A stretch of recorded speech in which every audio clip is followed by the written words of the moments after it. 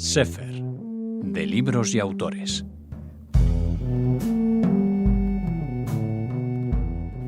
Recibimos en Radio Sefarad a Enrique Redel. Hola, Enrique. Hola, ¿qué tal? ¿Cómo estáis? Muy bien, encantados de tener a uno de los editores más importantes de España con su editorial Impedimenta, que siempre nos sorprende y nos enamora, no solo con el objeto libro, sino con lo que nos presenta y nos prescribe. En este caso, nos hacéis llegar un libro que ha sido un éxito en Francia, Enrique, La levedad, de Catherine Meurice.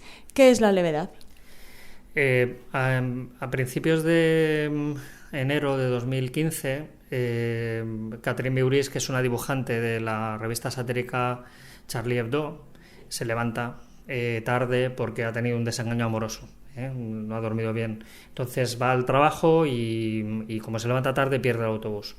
Tiene que coger el siguiente autobús y cuando llega a su trabajo le dicen no subas, que hay unos tipos con unos Kalashnikov y han secuestrado la redacción de Charlie Hebdo. Ella se libra de la muerte ese día de milagro y a partir de ese momento pasa por una crisis brutal que le provoca una amnesia profunda. Ella no es capaz de recordar qué pasó ese día, se mete en una vorágine brutal. Y esta es la historia que ella escribió meses después de haberse repuesto y después de haber hecho una cierta terapia con su propio arte, que es el cómic, de los días, los meses que pasaron después del atentado yihadista en París, que fue casi también como una especie de reivindicación de la libertad de prensa, de la libertad de opinión, del valor de Occidente por respecto a determinados ataques que está recibiendo y Catherine Meurice lo cuenta de una manera nada política, sino que lo cuenta de una manera muy humana, y es un libro, La levedad, que narra esa historia, como ella se recupera gracias a Marcel Proust, se recupera gracias a los jardines de Villa Médicis en Roma, y cómo ella recupera la alegría de vivir. Es un libro que lleva 90.000 ejemplares vendidos en Francia, que en España está funcionando muy bien y que es uno de esos libros que te dejan absolutamente pensativo. Hay un antes y un después, evidentemente, después de leer La levedad. Un libro de los que enamoran a los que no estamos habituados al cómic, además, ¿no?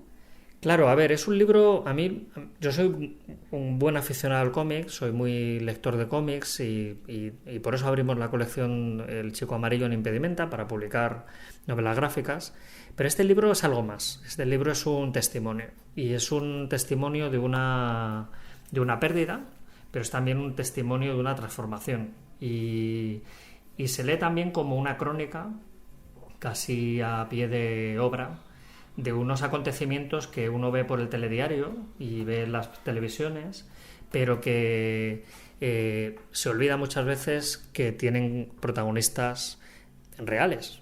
Catherine Meurice pierde allí, en esa redacción, no solamente a los integrantes del consejo de redacción de Charlie Hebdo, sino que también pierde a sus mejores amigos, pierde a sus compañeros de fatigas, aquellos que la descubrieron, aquellos que la alentaron. Y Catherine Meurice no solamente pierde eso, sino que pierde su propia profesión. Ella dejó de dibujar para Charlie Hebdo poco después, porque el equipo nuevo de redacción no acababa de simpatizar con ella en ningún sentido. Ella ha dejado de hacer dibujo satírico y se está dedicando a otro tipo de arte, ¿no? O sea, este proceso la transformó. Igual que transformó su vida, igual que transformó la vida de muchos franceses, igual que transformó la vida de muchos europeos.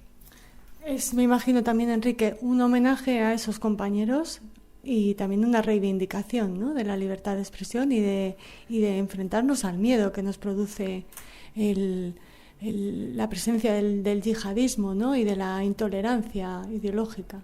Claro, a ver, es un testimonio. Y es un homenaje, pero es un homenaje casi en primera persona a aquellas personas que él quería, que ella quería. Un recuerdo a sus amigos, sí, ¿no? Hay una anécdota muy interesante en el libro, y es que hay un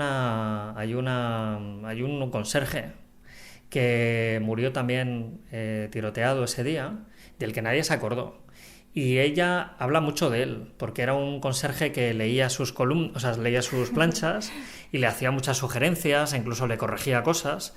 Y hay gente de la que nadie se acuerda, nada más. O sea, todo el mundo se acuerda de los grandes dibujantes, de Charp, de Bolinsky, de un montón de gente. Y sin embargo hay gente de la que no habla nadie. Y ella, incluso como una especie de comando con la hija de uno de los dibujantes y con otra amiga, se van a la oficina de Charlie Hebdo donde ocurrió todo aquello, y hay como unas pintadas como estas que hace Bansky, ¿no? Con las caras de algunos de los dibujantes, ¿no? Bueno, pues ellos dijeron, se han olvidado de uno, ¿no? Que era el padre justamente de esta chica, y también pintaron la cara ahí como encapuchadas nocturnamente. Y ella sobre todo narra cómo vuelve a creer, porque durante unos meses ella no logra narrar lo que ocurrió, y entonces decide irse a Villa Médicis, a Roma, que es un sitio donde vivió Stendhal, y es la casa de Francia, en la Academia de Francia en Roma, y allá acogen a artistas. Entonces ella estaba allí con unos grafiteros y estaba ella, y entonces empezó a contarlo en un cómic, pero como propia terapia personal, y cuando acabó se lo dio a su editora y le dijo, oye, esto muy probablemente no sirva para nada, y le dijo a la otra, naturalmente que sirve, ¿no? Solamente hay un par de cosas que dejó fuera, y eran algunos pesadillas que ella tuvo con compañeros suyos. Entonces yo por eso te digo que no es una reivindicación grande, es una reivindicación pequeña. De las que llegan más, Enrique. Sí, sí. Es cierto, porque es casi como una... No es grandilocuente para nada. Nada de grandilocuente. Además, ella luego es una mujer muy divertida. Estuvo aquí en España hace un par de meses. Y ella es muy divertida, se ríe a carcajadas, es muy, muy divertida. Y sin embargo, hay un pozo en ella, hay un gran vacío. Ella no habla con la prensa apenas, porque no quiere que la prensa le pregunte sobre determinadas cuestiones. Ella dice, todo lo que tuve que decir lo dije en la levedad. Y al final ella transmite muchísima energía. Es una mujer que ha logrado en esta obra que nos identifiquemos todos y cada uno de nosotros con ella, como si de repente un día perdemos a la gente que queremos por el sinsentido y por la sinrazón. Incluso se permite hacer bromas con ello, ¿no? Que es una de las cosas más alucinantes, ¿no? ¿Por qué la levedad? Pues ella reivindica la levedad como lo contrario a la grandilocuencia, y como lo contrario ella reivindica la sutileza, la ligereza. Y